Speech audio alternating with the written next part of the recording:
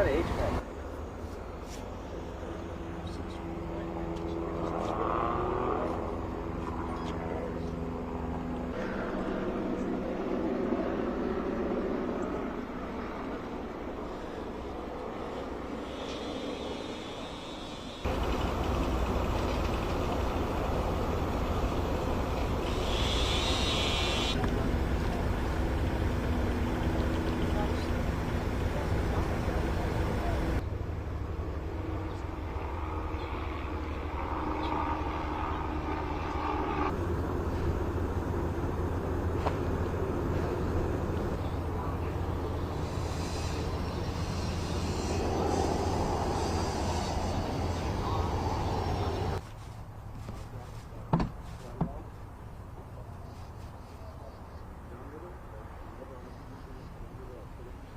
The big question was, what do we do?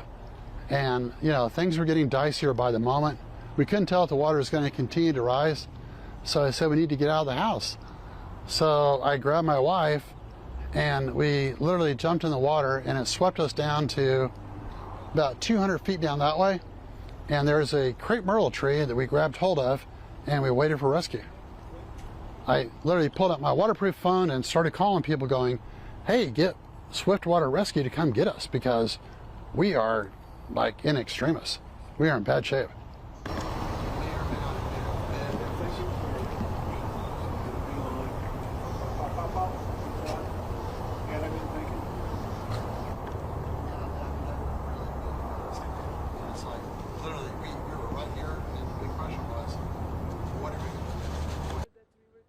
I never knew that it could do that. I've seen it come up a little bit. I've seen it cover over the hike and bike trail there, but I've never seen it come up any further than that. And yeah, this is like a once in, I don't know, 200-year kind of flood. Yeah, so this is very unusual. This is just a weird confluence of weather conditions that occurred, and we literally dropped 14 inches of rain.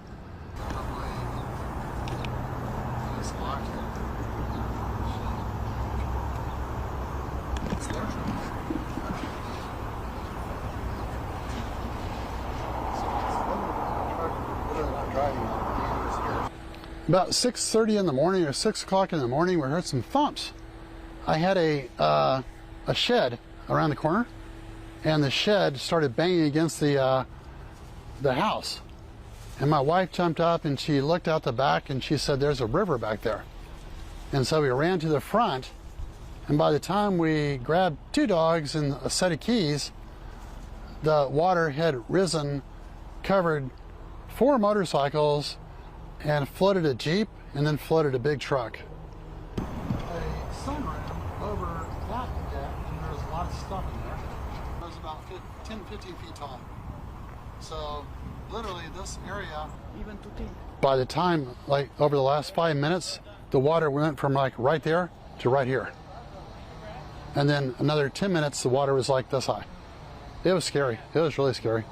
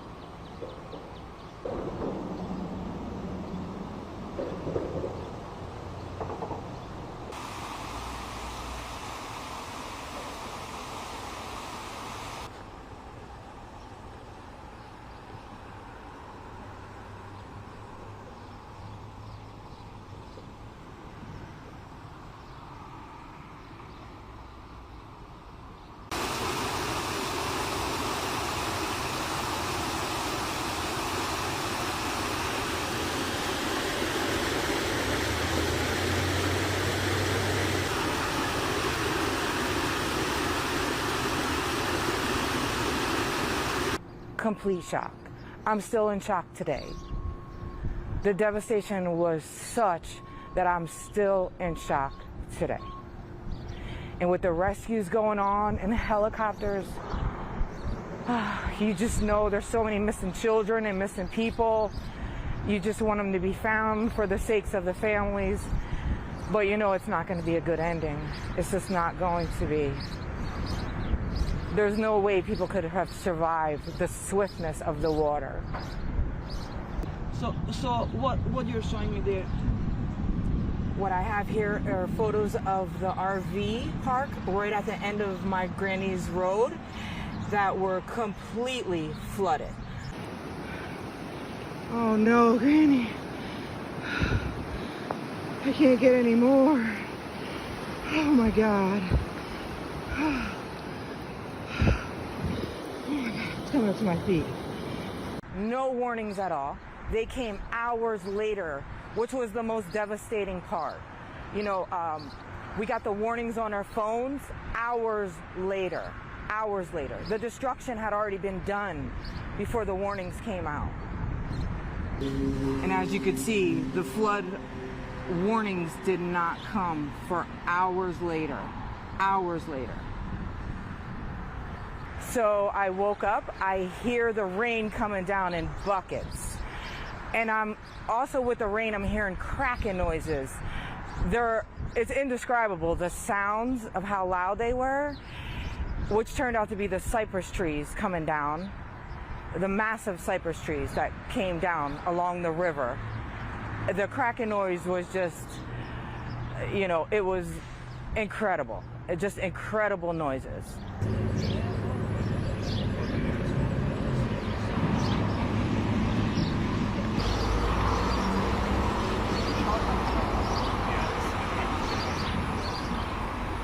It was almost every man for himself, and we ran from neighbor to neighbor to see who needed help. You know, it was neighborly. It was people looking out for people. You know, the fire departments and the police hadn't arrived yet, so it was more or less the neighbors and the people surrounding you in your area that really stepped up to the plate.